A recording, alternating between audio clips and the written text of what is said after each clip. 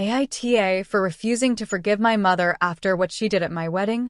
I, 28F, don't even know where to begin because, if I'm being honest, this didn't start at my wedding. It started when I was 5 years old and realized my older brother could do no wrong. For context, I have one sibling, my brother, 32M. From as early as I can remember, he was the golden child. When he forgot to do chores, it was because he was too focused on important things. When I forgot, I was irresponsible. When he talked back, it was confidence. When I did, it was disrespect. My parents, especially my mother, built our house around him. My dad was present, technically. He went to work. He paid bills. But when it came to parenting, especially between my mom and me, he never intervened. If my mother criticized me, he agreed. If she grounded me, he nodded. If she compared me to my brother, he stayed silent. Silence can be louder than yelling. My mother was controlling in ways that are hard to explain unless you've lived it. She chose my clothes. She monitored my friendships. She approved of who I could hang out with. Sleepovers were rare unless it was someone she liked. I wasn't allowed to cut my hair without asking. I wasn't allowed to join clubs she didn't think were useful. Meanwhile, my brother had freedom. Curfews didn't apply the same way. He could go on trips with friends. He dated openly. He made mistakes and was learning. I made mistakes and was embarrassing the family. I grew up feeling alone in my own home. The worst part wasn't even the favoritism. It was that my dad never once stepped in. Not once did he say, "That's enough." Not once did he tell my mom she was being too hard on me. He just agreed with whatever she said. By the time I turned 18, I wasn't counting down to graduation. I was counting down to escape. When I left for college, something shifted. My mom tried to keep her grip at first. Daily calls. Questions about where I was, who I was with, what I was wearing. But distance changes dynamics. I stopped answering every call. I took longer to respond to texts. I joined clubs. I made friends she wouldn't have approved of. And for the first time in my life, I felt normal. I limited contact with my mother gradually. Not dramatically. Just slowly pulling away. My father? We never really had contact to begin with. If I didn't call, he didn't notice. In college, I met Daniel, 29M now. Back then, he was just Daniel, the calm guy in one of my elective classes who always shared his notes without making a big deal about it. He was gentle in a way I wasn't used to. When I spoke, he listened. Really listened. We were just friends in college. Study buddies. Coffee breaks. Group projects. There was no dramatic romance. No big moment. Just quiet comfort. After graduation, life pulled us in different directions. Meanwhile, after my brother got married, he moved to another city and was rarely in contact with our parents, which left my mom trying to control me even more. A year after I started working full-time, my mother decided it was time for me to settle down. She suggested I meet her best friend's son. Let's call him Ethan. I didn't want to. I was finally building my own life. But I also knew how my mom operated. If I refused outright, she would not let it go. Endless calls. Emotional guilt. I only want what's best for you. You're not getting younger. Don't embarrass me. So, I agreed to meet him. Just once. To get her off my back. Ethan was charming at first. Confident. Polite.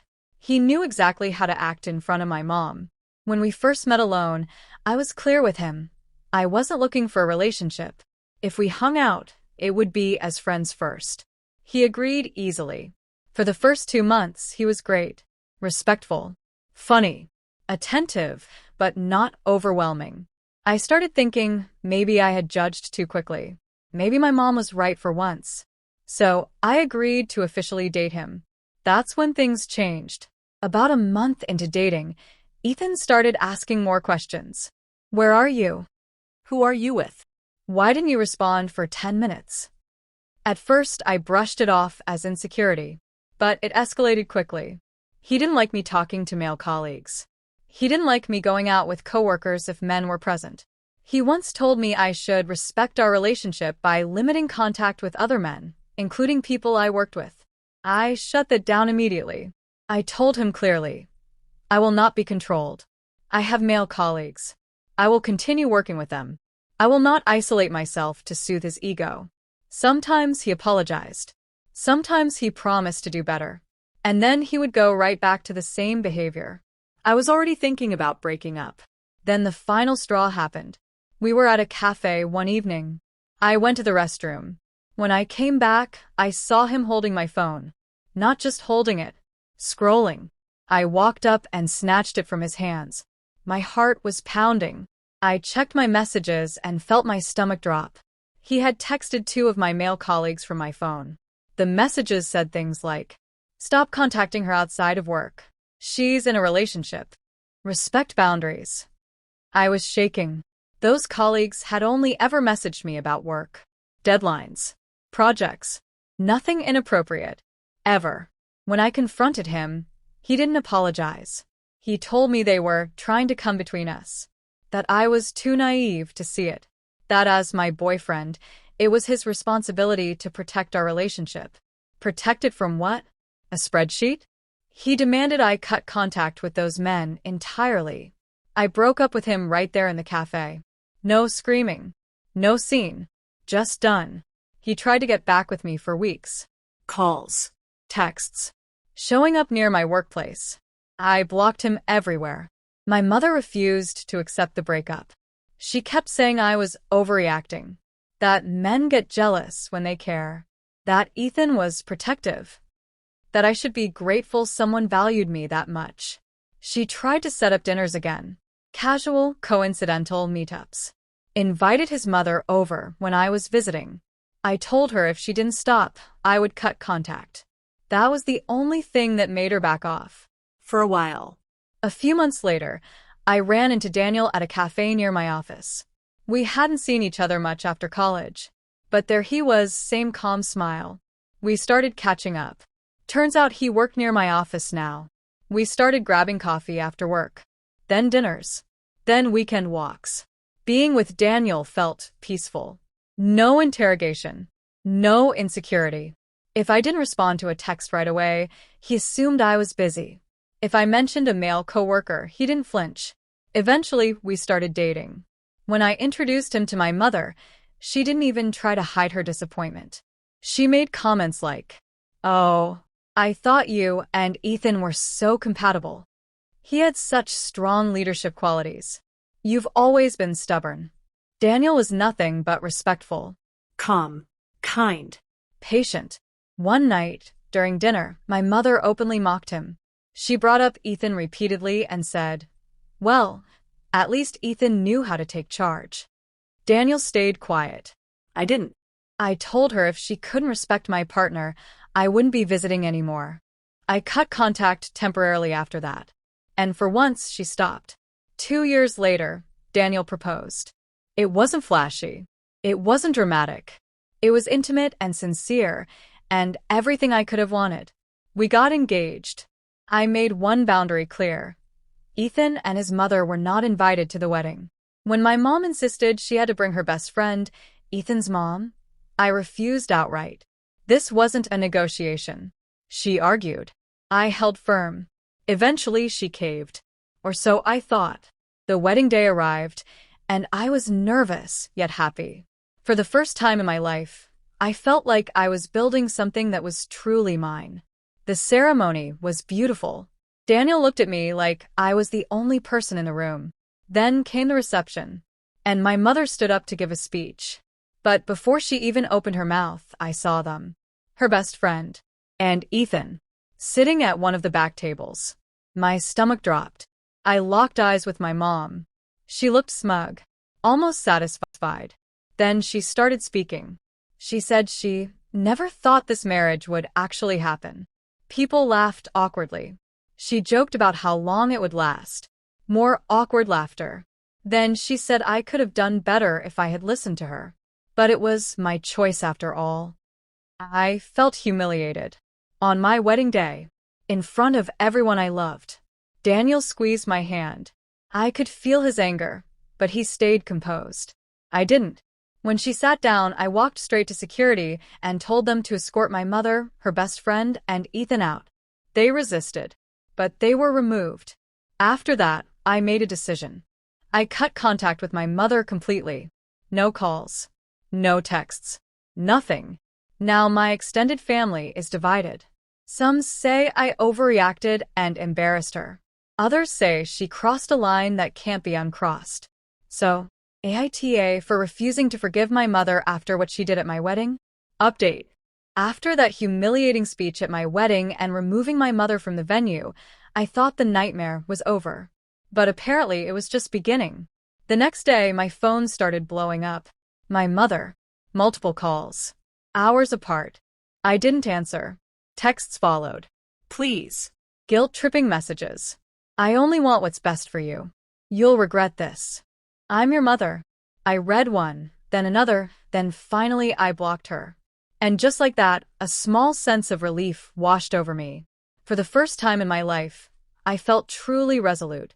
My mother had crossed a line that could never be uncrossed. She humiliated me publicly, disrespected my choice in marriage. She had no remorse. If she couldn't respect my decisions, she didn't belong in my life anymore. I began focusing on my life with Daniel. Our home, our routines, our plans.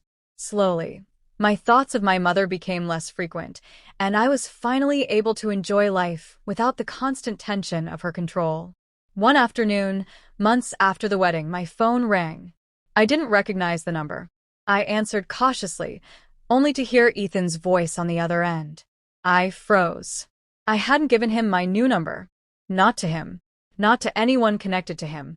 Before I could hang up, he spoke.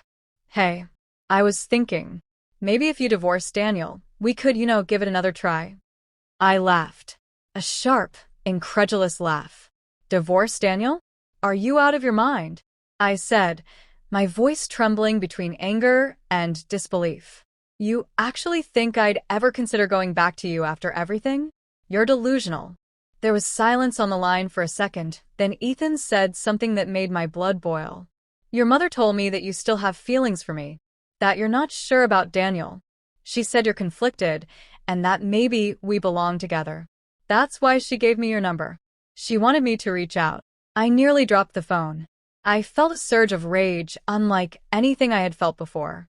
My mother, even after the wedding disaster, even after my clear boundaries, she was still trying to control my life, even at the expense of my happiness. I took a deep breath. I'm done, I told Ethan firmly. There is no chance between us. You will never contact me again. I hung up and stared at the phone, shaking. My fury at my mother surged, hotter than it had ever been. I couldn't believe her. I would never forgive her. Not for this. Not ever. A few days later, the phone started ringing again. Distant relatives. Cousins I rarely spoke to. Aunts and uncles who lived far away. They were polite at first, then persistent. They tried to persuade me to forgive my mother. She's only looking out for you. She just wants what's best. You should at least hear her out. Apparently, my mother had been contacting relatives, spreading half-truths and lies, trying to manipulate me through others. I listened politely at first. Then, after the third call, I hung up. I didn't yell. I didn't argue. I just blocked their numbers if needed, and whenever possible, I calmly told them the truth. What my mother had done at my wedding, how she had violated boundaries, and how she was actively trying to sabotage my marriage and happiness. Slowly, the calls dwindled. And then one day, they stopped entirely. I had almost convinced myself that the ordeal was over, that I had won, that my life could finally settle into a normal rhythm with Daniel. Then came a knock on the door. I froze. Something in my gut told me exactly who it was. My mother. I opened the door, but stayed firmly in front of it, blocking her entry. She tried to walk past me. She smiled sweetly, tried to use charm, tried to manipulate me into letting her inside. I just came to talk, she said. I just want to make things right. I didn't flinch. I looked her dead in the eye. If you don't leave right now, I will call the cops, I said calmly. She laughed, thinking I was bluffing. I took out my phone, unlocked it, and raised it. For a moment, I saw fear flicker in her eyes. And then she left. Later that evening, my father called. The same man who had always been silent, who had sided with my mother over me, who had never defended me as a child. I stared at the phone for a long time. And then I did exactly what he had always done to me. I ignored the call. I blocked him. No explanation. No anger. Just finality. Now life with Daniel was finally settling into a new rhythm. Simple dinners. Weekend walks. Movie nights. Work projects. Conversations about the future, untainted by manipulation or control. I was happier. Fulfilled. Free. And I realized something. Happiness doesn't come from parental approval. It comes from living your life on your terms. And Daniel by my side made every day feel like that was finally possible.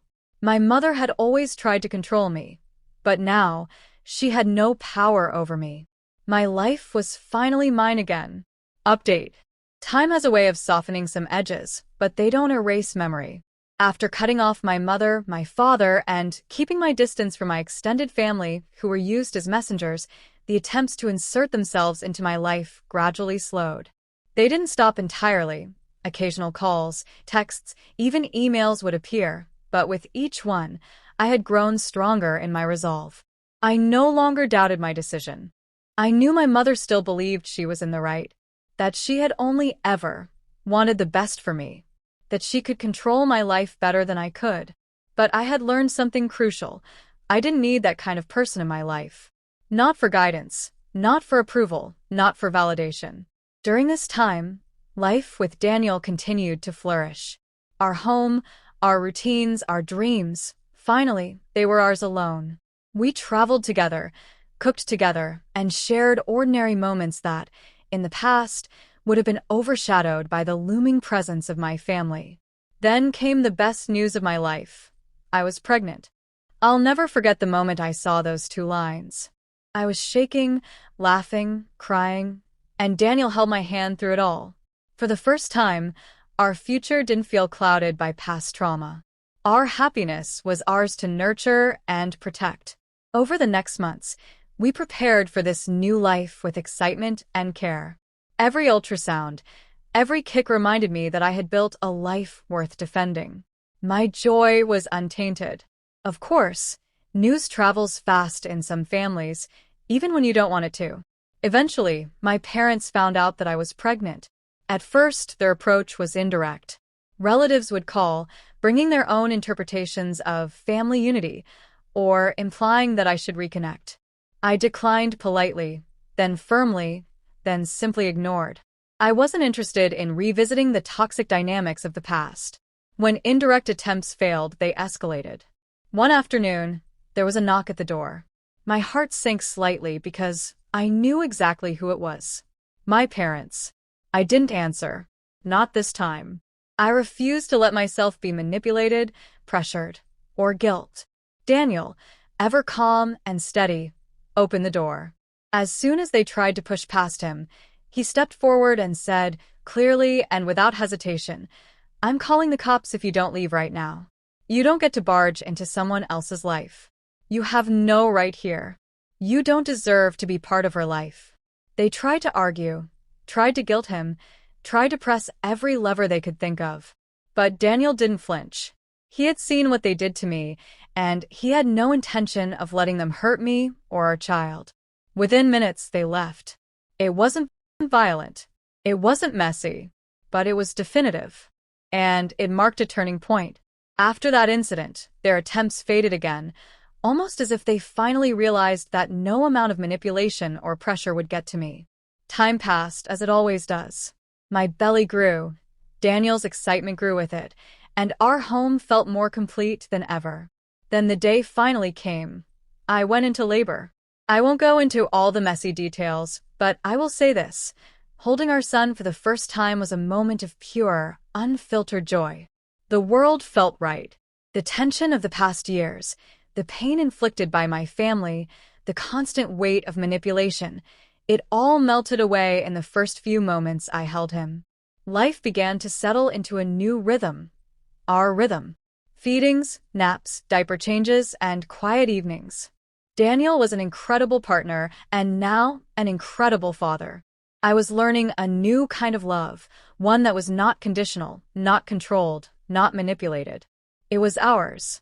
Looking back, I see the pattern clearly now. My mother had spent years trying to control me. My father had been complicit in his silence. I could have let them dictate my happiness forever. I could have let their opinions, their manipulations, their toxic presence continue to erode the life I deserved. But I didn't. I made choices for myself. I chose Daniel. I chose to set boundaries. I chose to cut off people who refused to respect my autonomy. And now, watching our son sleep peacefully in his crib, I see the results of those choices in the most tangible, beautiful way. Occasionally, I think about my mother, my father, the family I left behind. I am aware that they may never change. I am aware that they may still believe they were in the right. And that's fine. I don't need them. I never have. My life is full.